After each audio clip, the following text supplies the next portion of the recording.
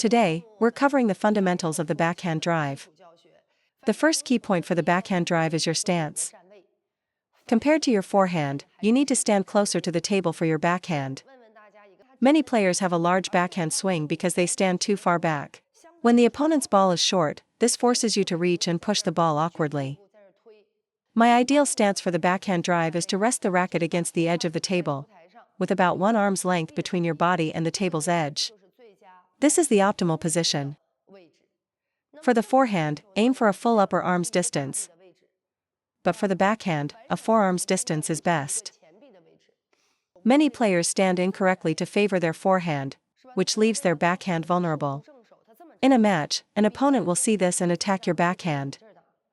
Never make contact with the ball on the left side of your body for a backhand. Your left foot must align with the edge of the table. Keep them in a straight line. Then step out with your right foot into a square stance or with your left foot slightly forward. The second key point is your shoulder alignment. Your left shoulder should be slightly in front of your right shoulder. This forward shoulder position allows you to defend against attacks, especially those targeting the wide backhand corner. If your right shoulder is forward, it becomes very difficult to defend against attacks to the wide backhand. So, always maintain a stance with your left shoulder slightly forward and your right shoulder slightly back to properly address the ball. Keep your left foot anchored by the corner of the table, and you will have a solid defensive base. For your upper body, you must keep your frame up. Don't play with a collapsed posture. Dropping your non-playing hand is a bad habit that leads to errors. So, keep your body frame engaged.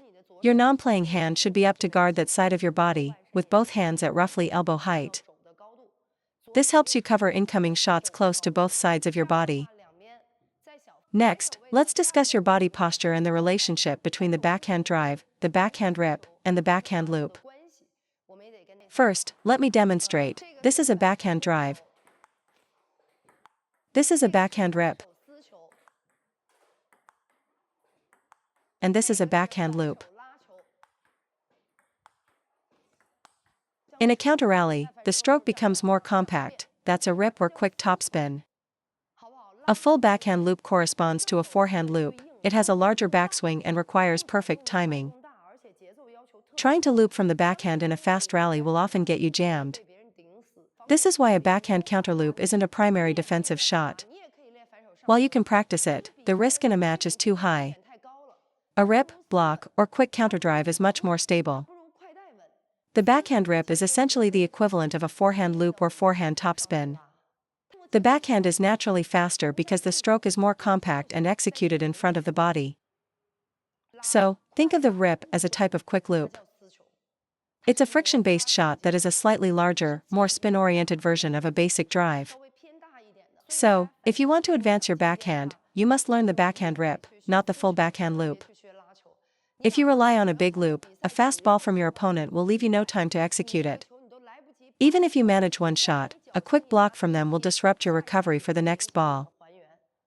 Amateur players often make mistakes on their backhand drive because of issues with their elbow and wrist, just like on the forehand side. Let me show you the standard ready position: low stance, knees bent, body leaning forward, and your racket positioned at your belly button.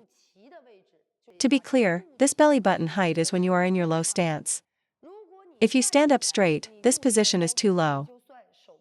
Second, your racket should be at your belly button level, not your hand. The main reason for amateur players' mistakes is that they place their hand at their belly button, which results in the racket already being positioned outside the body. This forces them to flick or slice at the ball with their wrist just to hit it cross-court. Let me mimic this wrong action.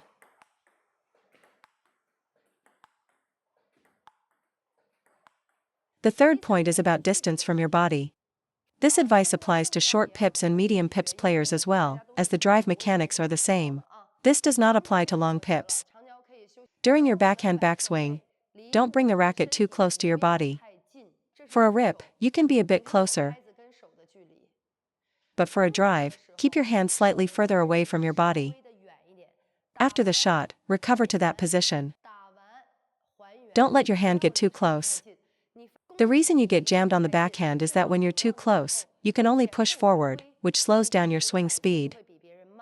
Therefore, for your backhand drive, maintain a consistent distance from your body, about a hand's width.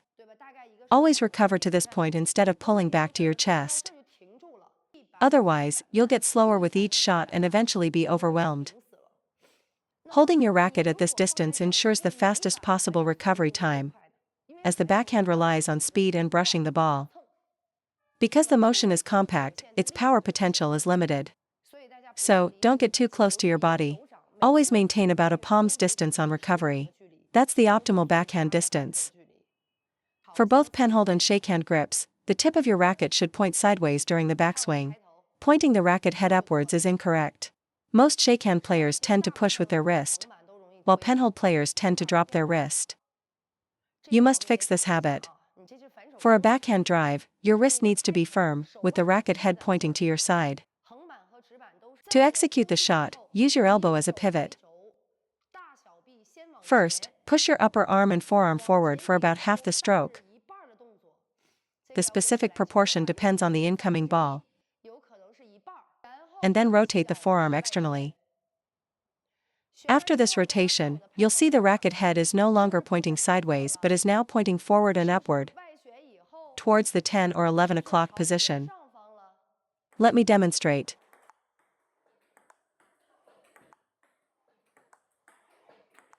Look at my contact point, it's always on the upper part of the racket head. That's where you generate real power. So, does the backhand use the wrist? No. The movement of the racket head is driven by the forearm, not by flicking the wrist. Do not move your wrist at all. As your forearm rotates externally, your wrist angle should remain fixed. The racket head's movement is a result of forearm rotation, not active wrist movement. This is a huge misunderstanding for many players and the reason your backhand is inconsistent. Your wrist is too loose. If you want to generate power on your backhand, your wrist must be locked and completely firm. That is the key to stability. Let me show you in slow motion. The shot is stable because from the backswing to contact, my wrist is completely locked. My motion is fast, but the wrist itself is totally firm. For amateurs, the biggest problems are an unstable wrist on the backhand and a loose elbow on the forehand. Even for a backhand rip, the wrist doesn't wobble. The moment your backhand wrist moves, the ball will fly off the table. Let me imitate how amateurs hit. See how it goes out every time? If your topspin shots frequently go long, it's because upon contact, your wrist unconsciously flexes, extends, or twists in small, uncontrolled ways. For example, this slight bending or wiping motion, any tiny wobble in the wrist will send the ball long. In reality, on a topspin ball, even if my racket face is very closed, as long as my wrist is stable, the friction will keep the ball on the table.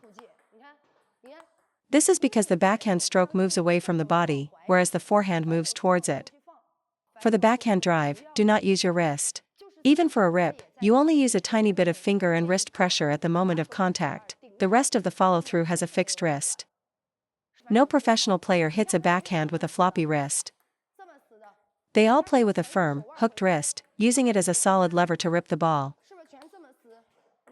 For both the banana flick and the backhand rip, no one's wrist is flat with their forearm. The key to adding power while keeping the wrist stable is to angle your wrist slightly outward. This allows your forearm to rotate and create brushing action without the wrist collapsing. Your wrist wobbles because you try to generate power, but it isn't strong enough to stay firm. So it ends up flicking uncontrollably at the end of the stroke, causing errors. When you hit soft, it's fine. The moment you add power, the wrist gives way. However, if you keep your wrist locked, you can generate power consistently and accurately. For both grips, you must keep the wrist firm. The feeling is that your wrist is not in a straight line with your forearm. It's angled, as if you are hooking something.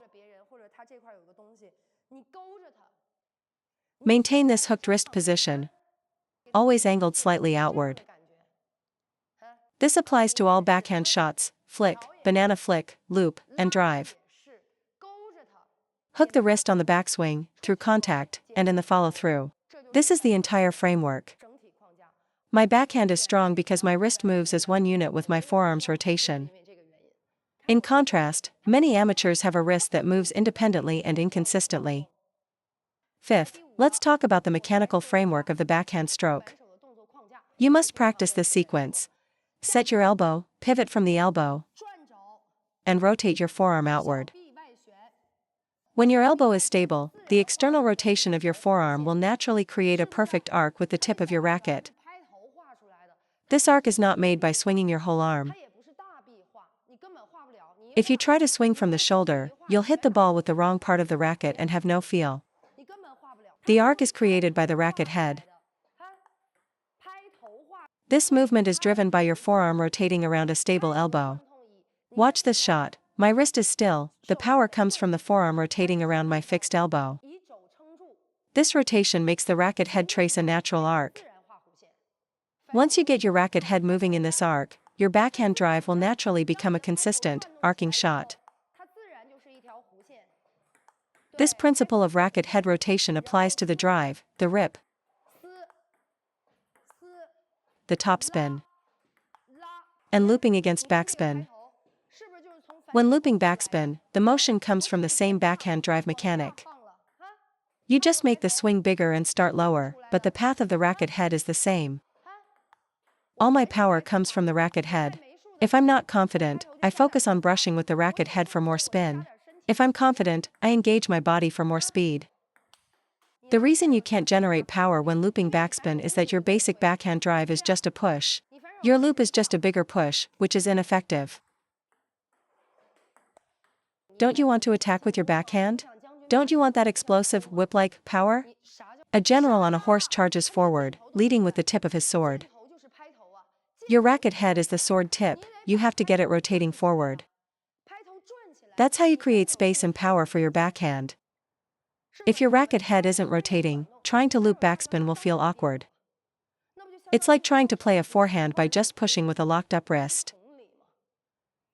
All my power is focused on the racket head. For spin, I brush with the tip. For power, I add my body and accelerate faster through the ball to create a backhand power loop. The goal isn't just to get the ball on the table, it's to play with quality. 真的，你说他这样杀呀，夸自己，真就这样，你这动。